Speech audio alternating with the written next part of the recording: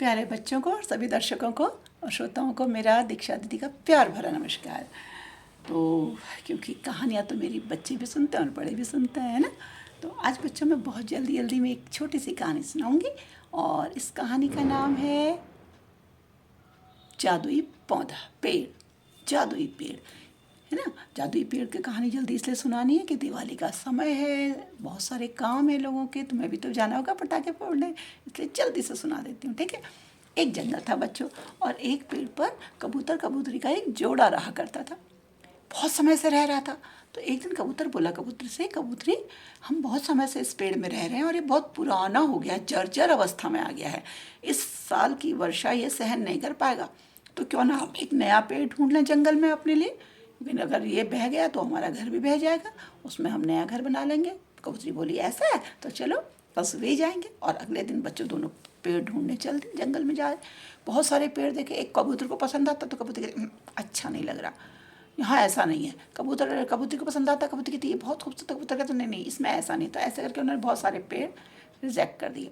अचानक एक खूबसूरत सा सुनहरा पेड़ दिखाई दिया और कबूतरी उसको देखकर मोहित हो गई। बोली वाह, इतना खूबसूरत पेड़, मैं तो इसी में घर बनाऊंगी, मुझे तो बहुत पसंद है, चलो हम इसी में अपना घर बनाते हैं। कबूतर बोला देख, ये मुझे तो कुछ गड़बड़ लग रही है, कहीं ऐसा भी पेड़ होता है, मैंने तो आज तक ऐसा कोई पेड़ नहीं देखा। सुनहरे रंग का पेड़ तो हरे भरे होते हैं। बोली नहीं, मैं कुछ नहीं जानती, ये पेड़ मैं तो इसी में बनाऊंगी, कोई जादुई पेड़ नहीं है, तुम्हारा तो दिमाग खराब है। आखिर जब बहुत जिद कर दी कबूतरी ने तो कबूतर को बात माननी पड़ती है ना, बात पत्नी की, नहीं तो लड़ाई झगड़ा हो जाता है। तो पति को तो बात माननी पड़ती। कबूतर उसकी बात मान गया, उन्होंने वहाँ घर बना लिया, घोंसला बना लिया। तो बच्चों क्या हुआ, कुछ समय बाद कबूतरी ने उस घोंसले में अंडे दिए, और अंडे देने के बाद दूसरे दिन कबूतरी ने देखा कि उसके अंडे घोंसले में चिपक गए हैं, हिले नहीं रहे। अब तो वो रोने लगी, कबूतर भी घबरा गया। बोला देखा ना, मैंने कहा था ये जादुई पेड़ है, ये कुछ अच्छा नहीं होगा इसमें। कबूतरी बोली हाँ तुम सही कह रहे थे, मैंने तुम्हारी बात मान लेनी चाहिए थी, मैं इसके रूप रंग में आ गई और इसकी चमक दमक से मैं उस सुनहरे पेड़ की वजह से मैं मोहित हो गई, मुझे तो लगा ये बहुत सुंदर पेड़ है। और बहुत रोने लगे, दोनों रोने चिल्लाने लगे, रोते रोते अचानक उन्हें कोई आवाज़ सुन लिया, अरे घबराओ मत, रो मत। तो वो डर गए, बोले कौन बोल रहा है। तो बोला मैं ही बोल रहा हूँ, पेड़, सुनहरा पेड़, देखो मैं सचमुच जादुई पेड़ हूँ, लेकिन मैं पहले जादुई नहीं था, मुझे किसी के श्राप ने जादुई बना दिया।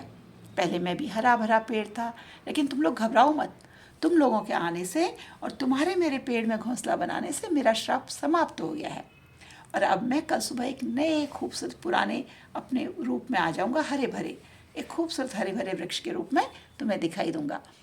तो कबूतरी रोने लगी, लेकिन हमारे तो अंडे चिपक गए हैं और उसमें हिलडुल भी नहीं रहे हैं, उसमें बच्चे भी बाहर नहीं आ रहे हैं। तो बोला घबराओ मत, जब मैं हरा भरा हो जाऊंगा ना तो मैं तुम्हारे अंडे भी हिलने डुलने लगेंगे और जल्दी उनमें से चूजे बाहर आएंगे, और तुम्हारे खूब खुश होंगे, चारों ओर चहल पहल हो जाएगी, किलकारियाँ गूंजेंगी, है ना, और पेड़ भी खूब रौनक में भी रौनक आ जाएगी और तुम्हारे जीवन में भी रौनक आ जाएगी, तुम घबराओ बिल्कुल मत। और बच्चों सचमुच अगले दिन पेड़ सचमुच हरा भरा हो गया। तो पेड़ से आवाज़ आई कि मैं आप लोगों का बहुत आभारी हूँ, धन्यवाद करता हूँ आपका कि आपने मुझे श्राप मुक्त किया, अगर आप लोग यहाँ आकर अपना घर नहीं बनाते तो मैं ऐसे ही सुनहरा पेड़ बना निर्जीव सा खड़ा रहता, मगर अब मुझ में भी जान आ गई, मैं भी श्राप मुक्त हो गया हूँ, इसलिए मैं आपका बहुत बहुत आभार व्यक्त करता हूँ। तो बच्चों इस तरह से कबूतर कबूतरी भी खुश हो गए, पेड़ भी अपने पुराने रूप में आ गया, और उसके बच्चे खूबसूरत कुछ दिनों बाद उसमें चूजे निकले, और फिर वो चू चू चू चू अपना आवा कलरव करने लगे, और वो कबूतर कबूतरी बारी बारी से उनके लिए खाना लाते और धीरे धीरे उनको उड़ना सिखाते, इस तरह वो उसमें रहने लगे और उनका घर खूब आबाद हो गया। तो बच्चों कैसी लगी ये कहानी जादुई पेड़, आशा करती हूँ आपको पसंद आई होगी अन्य कहानियों की तरह। तो मुझे एक कमेंट में लिख के देंगे आपको कैसी लगी और किस तरह की कहानियाँ, आप तो कुछ बताते ही नहीं कैसी कहानियाँ सुनना चाहते हैं। अगर आपको कोई और तरह की कहानी सुननी हो तो मुझे ज़रूर बताएं। तो जल्दी ही मैं नई कहानी लेकर उपस्थित होंगे, तब तक के लिए आप इसे लाइक शेयर करिए और सब्सक्राइब भी करिए, और जो लोग मेरे चैनल में नए हैं वो लोग प्लीज़ इसे सब्सक्राइब करें, और बच्चे तो लाइक शेयर कर ही रहे हैं, आप लोग भी लाइक शेयर करें, और इससे मेरा मनोबल बढ़ता है और नई कहानियाँ मुझे याद आती हैं जो मैंने सुनी है, पढ़ी है, तो मैं बच्चों को सुनाने एकदम तत्पर हो जाती हूँ।